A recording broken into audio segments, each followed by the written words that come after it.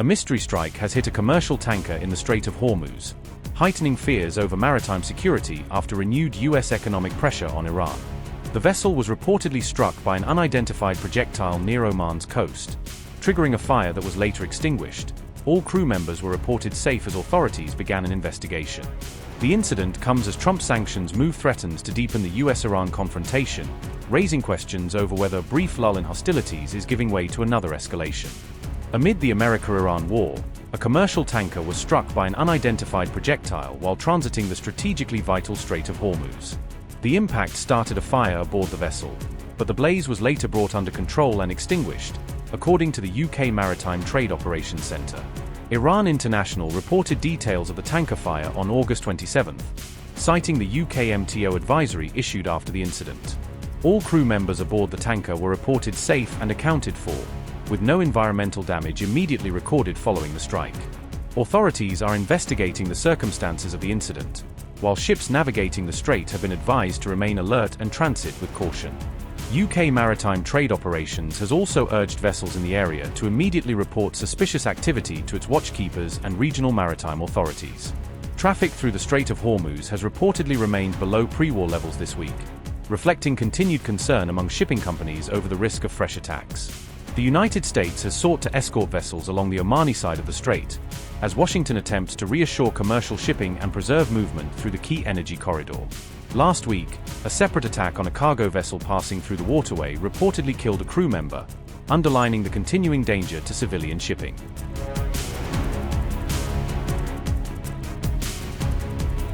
Is emphasizing two things: that we're a very different department that's open for business across the country. It's not just the defense industrial base, it's major manufacturers around the country that we want to get in the defense game.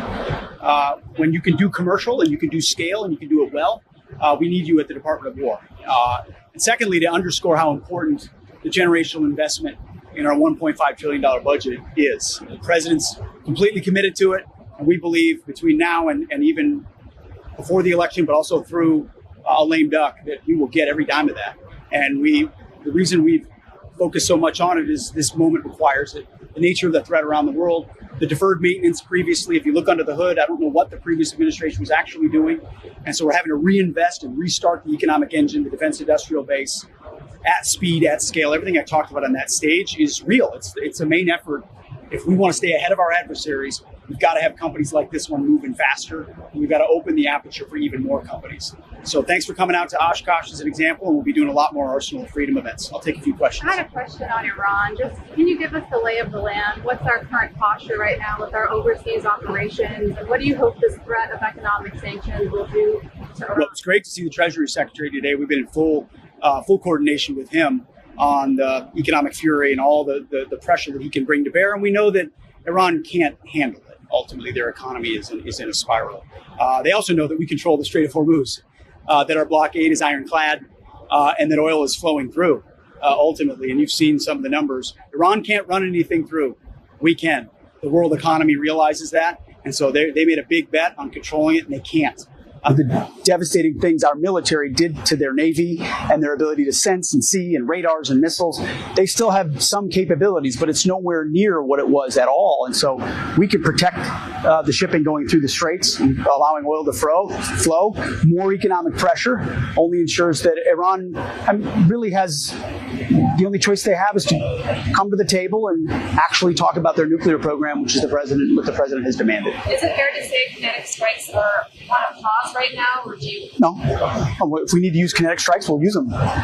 If Iran is foolish enough to overplay their hand or mess with the American military, we'll do what we need to do. But economic pressure, we know, hurts them the most right now. But by no means are we foreclosing using kinetic strikes anywhere in the Strait of Hormuz or around Iran.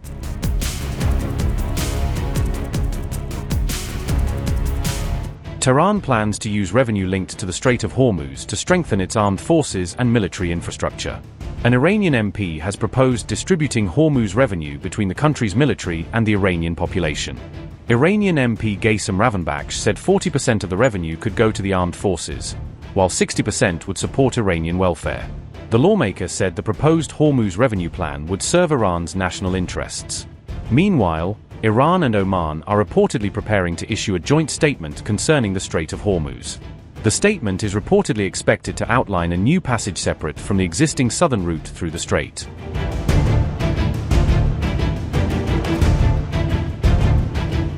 A UAE-flagged tanker reportedly seized in the Strait of Hormuz is now heading toward Iran's Bandar Abbas, according to Fars News, adding another layer of tension around the vital waterway.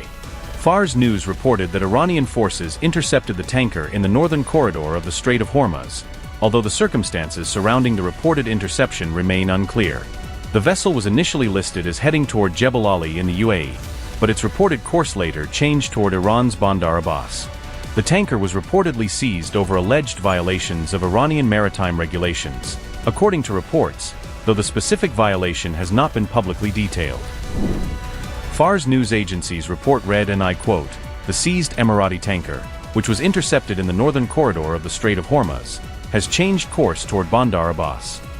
The tanker's destination was initially listed as Jebel Ali port, but it is now heading toward Bandar Abbas, unquote.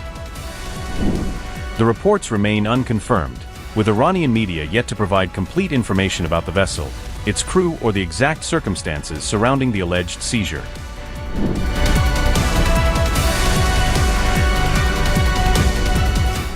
U.S. Secretary of State Marco Rubio and UAE National Security Advisor Sheikh Tahnoun bin Zayed met on August 18 as tensions surrounding Iran and the Strait of Hormuz continue to rise. Rubio and Sheikh Tahnoun discussed regional security and closer coordination in response to Iran and its allied proxy groups across the region. Rubio also stressed the importance of maintaining freedom of navigation through the Strait of Hormuz, one of the world's most critical energy shipping routes. The meeting came as vessels linked to the UAE faced growing pressure, with tensions around Hormuz intensifying amid the wider confrontation with Iran.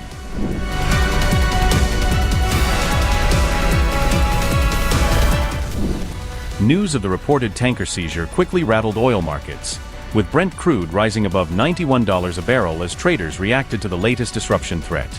The price move came as commercial shipping through the strait faced fresh pressure, with uncertainty growing over the safety and reliability of the vital maritime route. UAE officials have accused Iran of using the Strait of Hormuz as a tool of economic coercion, adding to the increasingly bitter dispute between Tehran and Gulf states.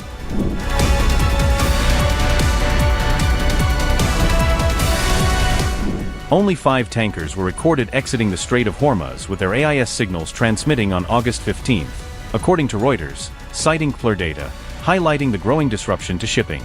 No tankers were reportedly recorded exiting the strait with transmitting AIS signals on the following day, further underscoring the uncertainty facing vessels operating through the waterway. Meanwhile, Tehran responded after the UAE allegedly detected the latest missile fire originating from Iranian territory, adding another dangerous dimension to the rapidly escalating Hormuz standoff. Upgrade your news experience with the all-new HT app. Download now.